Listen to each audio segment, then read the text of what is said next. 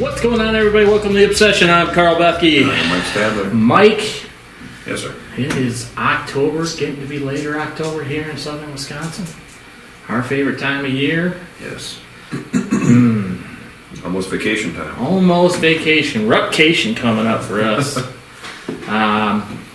We're talking a little bit about pre-rut activities and kind of how we're going to go about hunting the pre-rut this year and some of the tactics that we use during the pre-rut, which will be right now. Right. And kind of what we're expecting and what we've seen in the past and what we're going to see coming up here shortly and how we lay it out. You're talking mid-October. Talking mid to late October. Mid to late October. So, I mean, realistically, the pre-rut really hasn't kicked in quite yet. Currently, we're mid-October here in southern Wisconsin, and we're seeing some activity. We got this big cold front. We had rain for the last couple days. Why don't we just hit a little bit on what the rain does for activity? I thought the rut was on. Rut was on. It's on, Mike. Rut's on. Yeah. Well, the rain's always a good thing for a little bit. Yeah. In my opinion, because now it's been raining here for 3 days. Yep. So ideally now it's letting up here anyway. It is windy, but we've talked about a lot in the past getting out after that rain. Yep. Because anybody that monitors your cameras, or even if you've been in the woods, like I have the cell cam, so I see it. The activity just almost stops. Yeah. The rain's been pretty heavy. They don't want to travel in that. Dulls their senses. Yep. A lot. Everything's moving. I don't know if people know that, but yeah, stuff's moving. They can't smell. They can't smell as very well at all.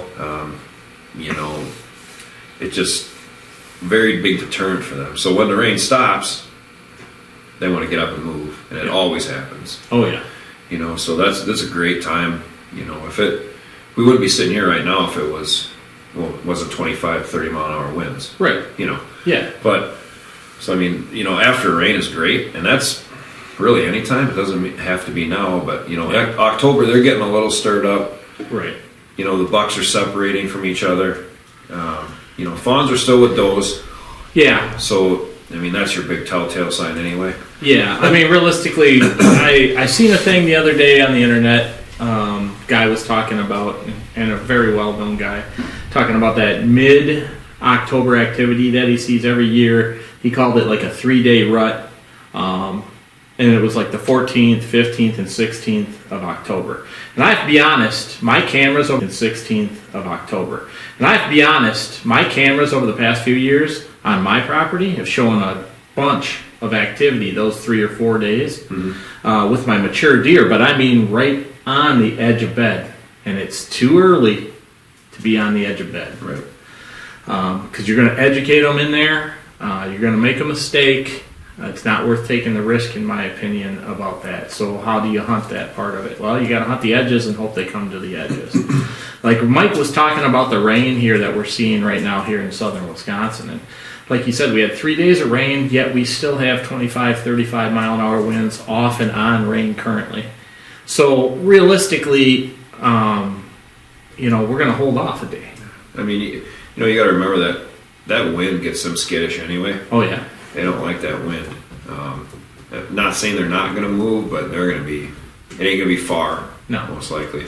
Like you're saying, they're going to sit on the edge of their bedding. Yeah. Especially with all this rain, very little movement to feed right back. Yep. So it's not a time that you want to go in any of those spots anyway. Yeah, I think what we're saying basically is you have such a short transition that you don't want to get too close to educate them and ruin your chances here when it's going to get better in the next week or two. Right. I sat out the other night and had a buck. Yeah. A good buck, one of our good ones, come up out of the bottom trail, grunting. I still can't believe you didn't shoot it. I didn't shoot it. I will not regret it. I will not regret it. So, but yeah, he come up grunting. Yeah. And I looked like, what the? And bumped a couple does in the plot in front of me. Yeah. And then moved on. Yeah. So that was early, but cold, right in front of the rain. Yeah. Got him up, which is why I was sitting up there. you know. Yeah. Which was cool to see them, and then, but, so yeah, I mean, you'll get that every once in a while, and people freak out, oh, you know, buck's rutting. The rut's happening. It's time. It's not time. All the doe are standing in the plot with their fawns. Yeah, you guys got to remember, you know, the rut happens the same time of the year. Every year. It does not vary. And we all know it. Why? Because the fawns drop at the same time every year. Now, don't get me wrong. You're going to have some fawns come into estrus beginning in December. Stragglers here and there, but they're close. Yeah. If your deer numbers are fair or good, the rut happens the same time of year every year, you guys. There's no variance about this. It's temperatures depends on daylight or nighttime movement. You know, if it's warm like last year, they're going to breed in the dark. Yeah. And if it's cool like it is currently, which is what we're hoping for when we're on vacation, it'll be great. You're going to see great deer movement. You know, pre-rut is coming yet. We're not even to the pre-rut. You know, Mike and I, you guys hear us talk all the time. Our magic day, what we call our magic day, is October 20th. And over the years, what we've documented has shown that. That's when a lot of the prime activity starts to happen. Yeah, they get. Obviously, at that point, they're starting to become call receptive. Mm-hmm. You know, and that's a better our preferred time to hunt them anyway. You know, their aggressive time. Yeah, their aggressive time. Yeah. It's like hunting turkey. You want to hunt them first season. Yeah. You don't want to hunt them sixth season. No. No. Everybody in the country is called to them at that point. Oh, you know, and they get a little numb to it. So, but yeah, I mean, the weather now is great. I mean, this is a great time of year. Hopefully this cold stays. Yeah. You know, because really it'll go as planned. Yes. Which is hard to tell, but, you know, it's going to, these cooler temperatures during the day, you know, highs of 50 is perfect. Yeah. They're going to be up on their feet. They're going to be moving. They're going to be on a regular feeding schedule anyway. Yeah, we should probably talk a little bit about that weather part. And even if let's just say the temperatures stay consistent like they are, you guys want to watch the pressure systems at that point. For sure. So watch your pressure going up and your pressure going down, and you want to hunt the transition on that. Yeah. Not when it goes up, stays up for quite a while, and then drops. When it drops back down or goes up is when you want to hunt. If it stays constant, don't get me wrong, with the temperatures, deer are still going to move, but it's not as good of activity, I guess I would say. Right. At least from what we've seen over the years and documented. Yeah, you know, rising, you always want to be up in that 30. Yeah, 30 or above. Anyway is your best, you know, and then a drop back off of that is good. Yep. I mean, a lot of people won't watch it. We watch a ton. Yeah. And it does work. Yeah, we hunt by it. Yeah. But yeah, I mean, if temperature's staying cool, they're going to move more. You know? Right. Deer, we've said it a million times, that they're a slave to their stomach anyway. Yes. Whether it's, you know, rut, they have to eat. Yep. You know, and they have to water. Yeah. So, especially when they start chasing and running those bucks. That's the other part of things you guys want to watch. You know, this year we spent a lot of time on both properties, but especially here at Mike's. Last year we didn't have any water here, and for those of you who didn't watch our small property layouts, tell everybody what you did this year to change that. Yeah, well, we put 2 ponds in. Yep. Good sized ponds. Yeah. One on the east end of the property and one on the west end of the property, both down below the ridge. Natural fills. Yep. They're also lined.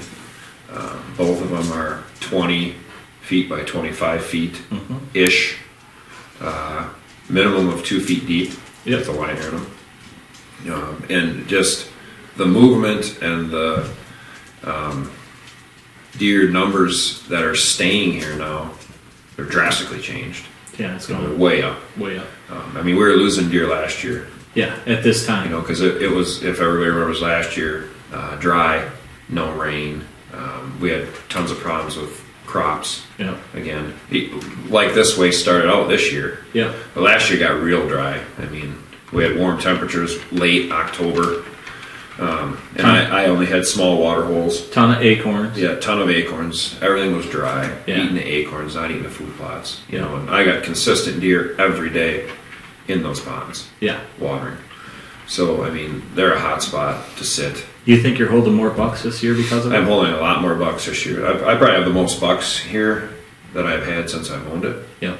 I know I'm not saying every one of them is some colossal giant. Right. But I have a lot of bucks here. Yeah. And that's a good thing. And a lot of good shooters, a lot of good up and comers. Yep. Too many doe.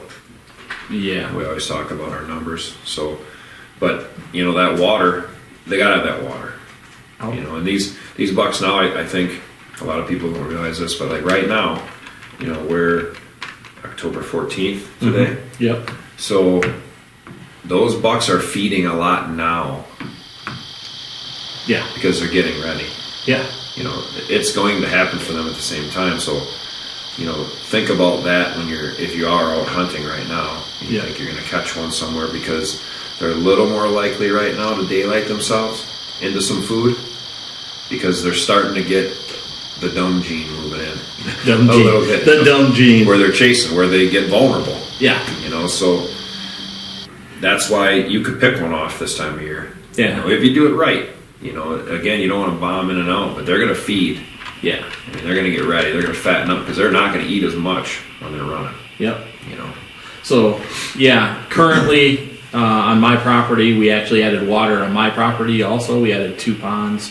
Well, I use 100-plus gallon cattle tanks, dig them into the ground. We put 2 in there, moved a couple stand locations to hunt those. They've been very productive again too. Deer numbers on my property have increased also. Buck numbers, I'm going to say for me, are staying about the same for this time of year. We are currently still collecting bucks, both properties. Yes. And again, on my property, we have too many antlerless deer. Matter of fact, last weekend, Mike and I took out 3 adult does in one evening. And that's what we're planning on doing here tomorrow, and trying to help stabilize the numbers a little bit. And we will probably be doing some late season hunting down on my property too, to try and get them numbers down. That's the thing that I was actually going to talk to you about, because there's no other way we're going to get that under control. No, you know, we may have to resort to some guns. Yeah. To kill some of them. I mean, it's just way too many. Yeah, it was ridiculous, you guys. On my place, Mike he stopped counting at 20. Yeah, 20. And I seen 11 and shot 2. Mike seen 20 plus, could be close to 30, and shot 1. He could have shot 2. He just wasn't sure if he wanted to shoot it. Well, I mean, let's even just say that overlaps. Yeah. You're still at least 20. Yeah, that's way too many. Minimum. Way too many antlers. On a 70-acre property, you know, and we have all the food, which is great, but it's not great for that, because it'll be destroyed. Yeah. By the time we want to really hunt it. Right. You know, and then a fawn's mouth is a mouth. Yep. So, you know, at that night we were just trying to take some out. Yeah, we still need to take them out. Yeah, still need to take them out. I mean, we could take out our max number this year and not hit it. Oh, so God. we're going to have to take some buddies down there. Yeah, we're going to have to take a few people. and whack a couple of those. Yep. You know, but, you know, that's the one thing you want to remember. We talk about that now coming into this time of year.